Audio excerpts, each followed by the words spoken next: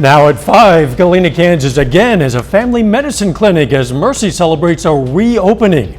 Plus, the state of Kansas unveils a new lineup of license plate designs and the drumbeat is growing louder from lawmakers here on Capitol Hill who want several university presidents to step down. I'm Skylar Henry detailing the fallout following last week's congressional hearings focusing on anti-Semitic behavior on college campuses. The 4 states' most watched news starts now. Mercy is celebrating the reopening of its family medicine clinic in Galena, Kansas. This is KOAM News at 5. I'm Dow Quick. The clinic has undergone a remodel and was temporarily shut down.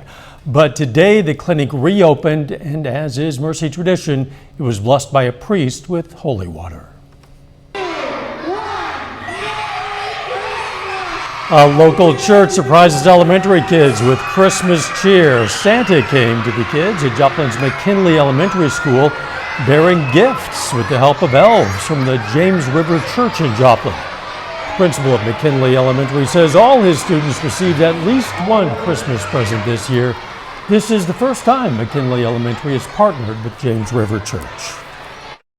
We are in a lower socioeconomic area at McKinley, so a lot of our students will not receive a super duper Christmas like some of our other students around the area, but this allowed our kids to receive something that they normally wouldn't have gotten.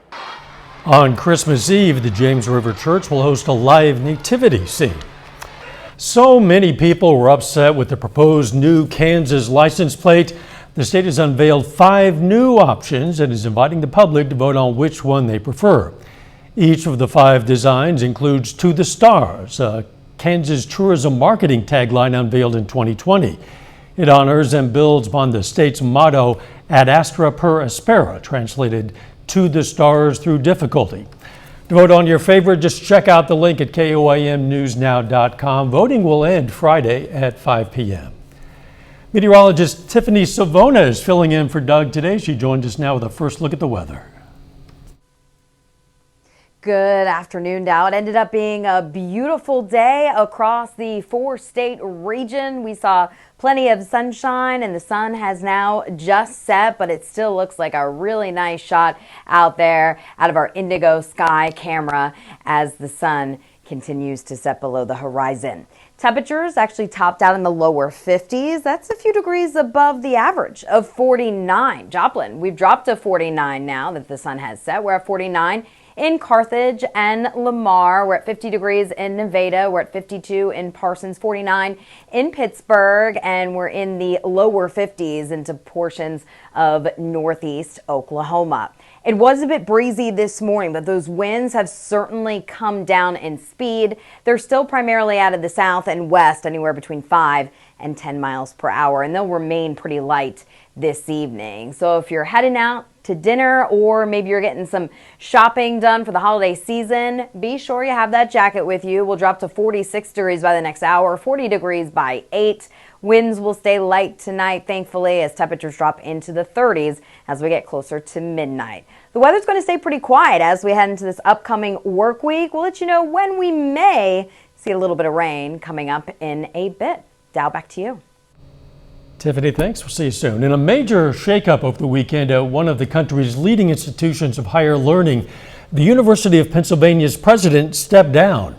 Skylar Henry is on Capitol Hill with that story and why so many lawmakers want other university presidents to follow suit.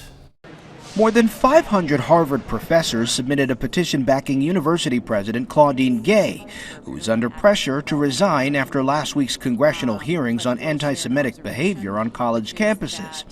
Gay and the presidents from MIT and the University of Pennsylvania have all come under scrutiny after struggling to answer some questions about their policies. Calling for the genocide of Jews violates Harvard Code of Conduct, correct?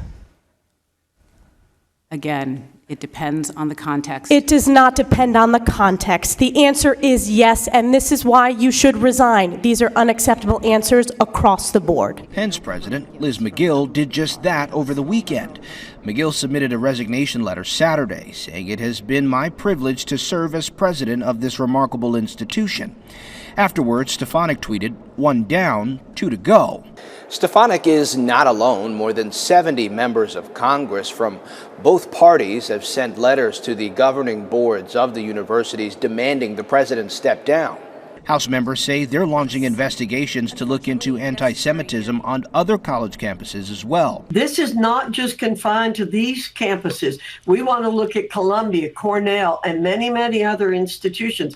Harvard President Gay later apologized, saying she should have been clear that threats against Jewish students are unacceptable at Harvard. Skylar Henry, CBS News, Capitol Hill.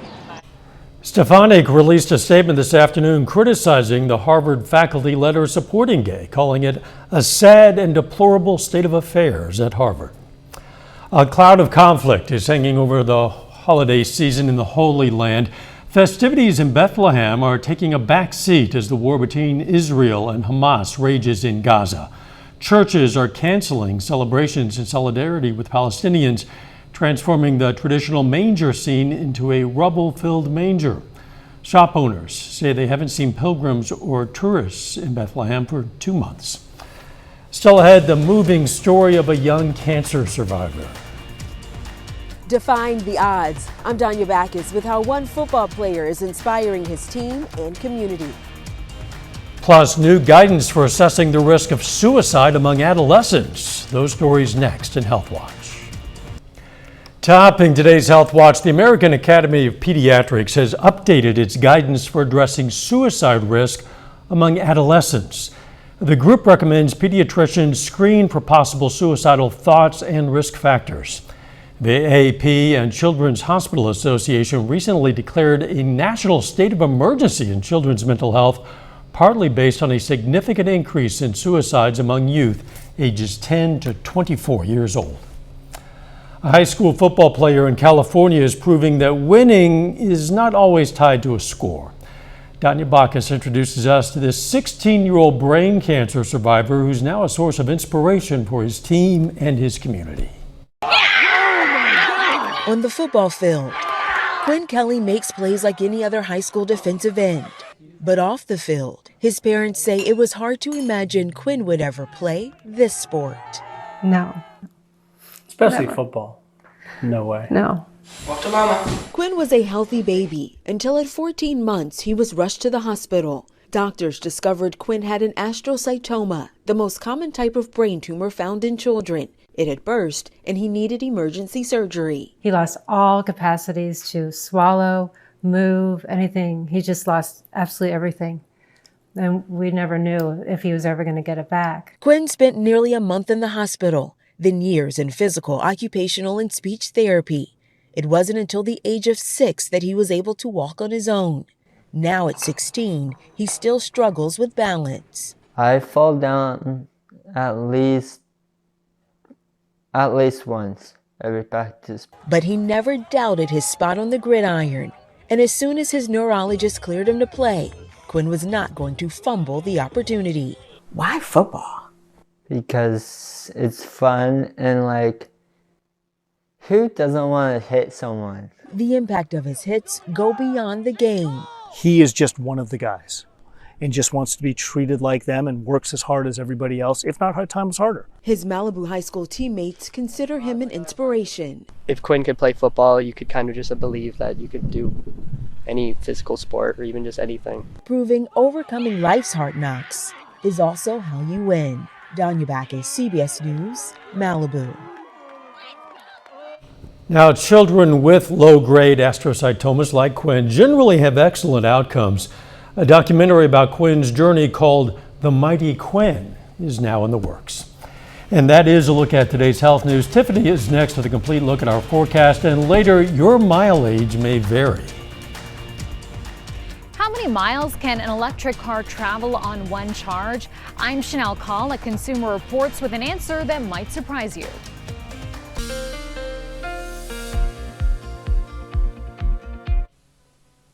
Good evening. I'm meteorologist Tiffany Savona. Can you believe we are just 2 weeks away, 14 days away from Christmas Day? So if you haven't done all of your Christmas shopping well, you don't have much more time to do it. There's not many more shipping days out there either. So if you're going to be out and about after work or heading out after dinner this evening, the weather is going to cooperate. We are looking at a clear sky as we take a live look out of our Indigo Sky camera there at the Casino and Resort in Oklahoma.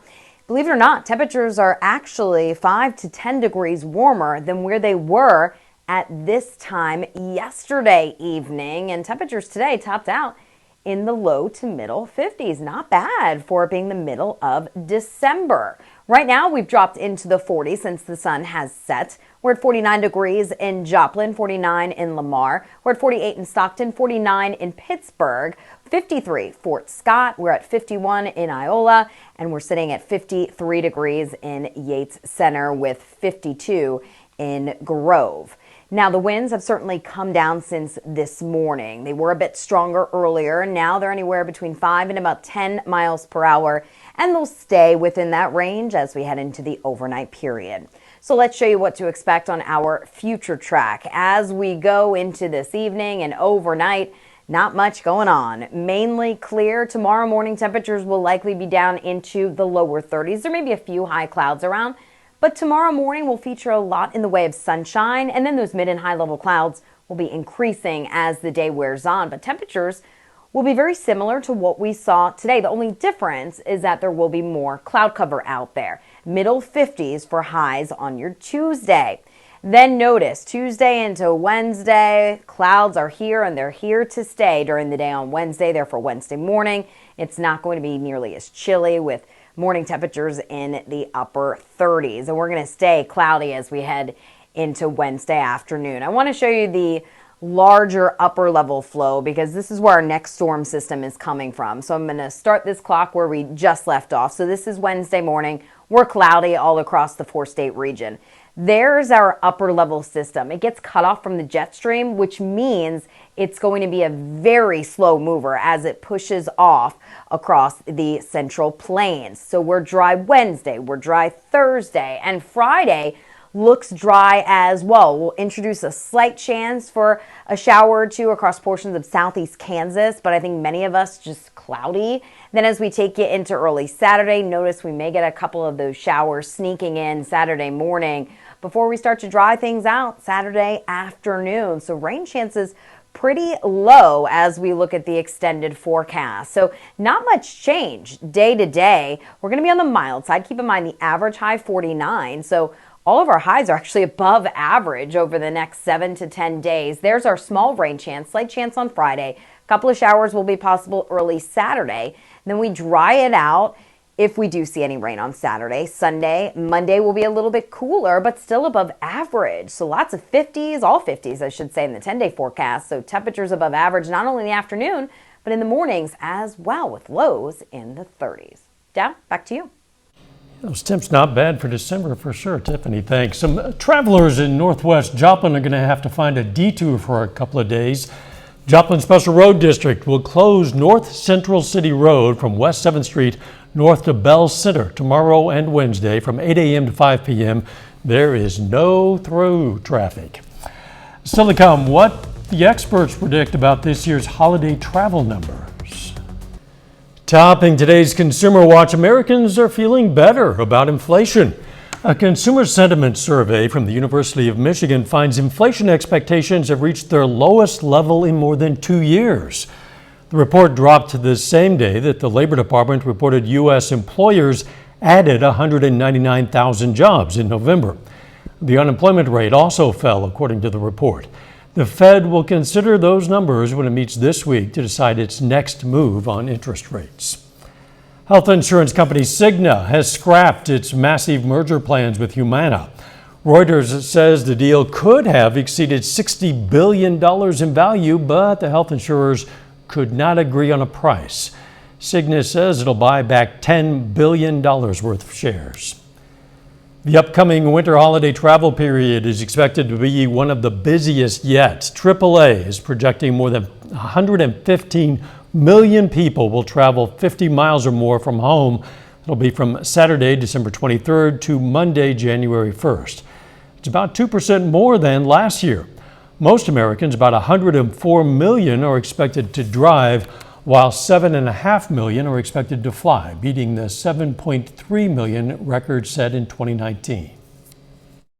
This just continues the trend that we've seen all throughout 2023. People still have this desire to travel. They are willing to pay the prices, but they just see the value that it brings to their lives to get away with family and friends or go on vacation. But leisure travel remains very important for people.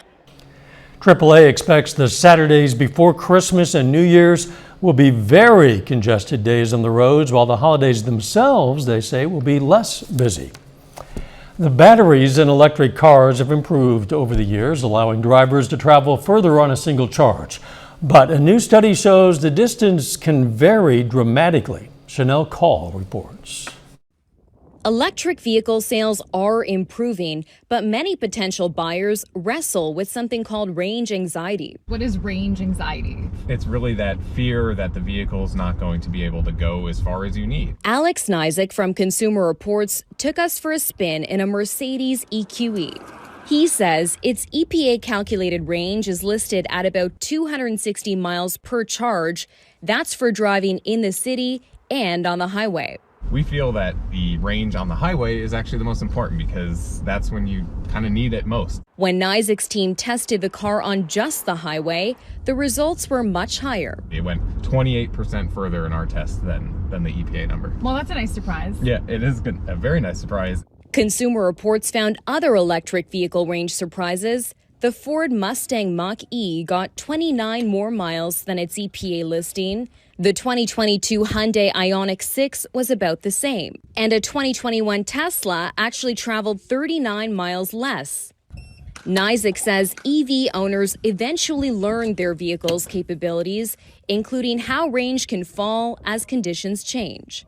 The temperature outside is a huge one. You can see up to a 30% drop if you drive in cold temperatures as opposed to, during the summertime. But then also traffic, even the tire pressure matters. All things EV drivers must factor in to make sure they reach the next charge. Chanel Call, CBS News, Colchester, Connecticut. A final check of the forecast next.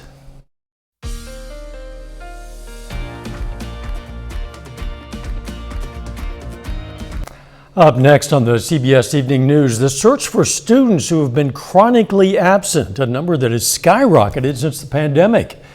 Then on KOAM News at 6, we're going to have more on the early Christmas gifts given out to some kids in Joplin. Plus, popular convenience store and gas station Buc-ee's opens its first Missouri location in Southwest Missouri. And a Pitt State wide receiver announces he's entering the transfer portal. We're going to have details for you in sports. Stay with us for the CBS Evening News and then KOAM News at 6. Reminder, we invite you to join us for our last Toy Box Tuesday telethon that's going to be on KOAM News at noon, 5 and 6, and also at 9 on Fox 14 tomorrow.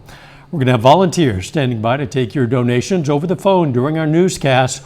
Or you know what, you could just start right now by simply pointing the camera on your phone at this QR code. It's a very simple way to give. Please give what you can. Help make sure every child in our area has a Merry Christmas. The Oklahoma City Zoo's Asian elephants and spider monkeys got in the holiday spirit with some fun provided by zookeepers. Take a look at this. Footage released by the zoo shows the Asian elephants enacting the journey of Buddy from the Christmas movie Elf, complete with a cardboard model of the Lincoln Tunnel. And then there was this. The zoo's spider monkeys joined in the fun as they let loose on a cardboard gingerbread house village.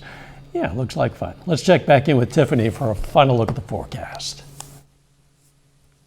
And the weather is going to be pretty good as we head into the next 7 to 10 days, Dow. We'll see increasing clouds tomorrow, but temperatures will be similar to what we saw today, 55. We'll see more clouds on Wednesday, 56 Thursday. Slight chance for a shower or two Friday, and then we may see a few more showers early Saturday with our next storm system. But notice, no major ups or downs in the temperature department. It's going to be pretty mild as we enter the latter half of the month of December next week. Dow, back to you. Tiffany, thanks, and thank you for joining us. We'll see you right back here for KOAM News at 6. Let's make it a great evening.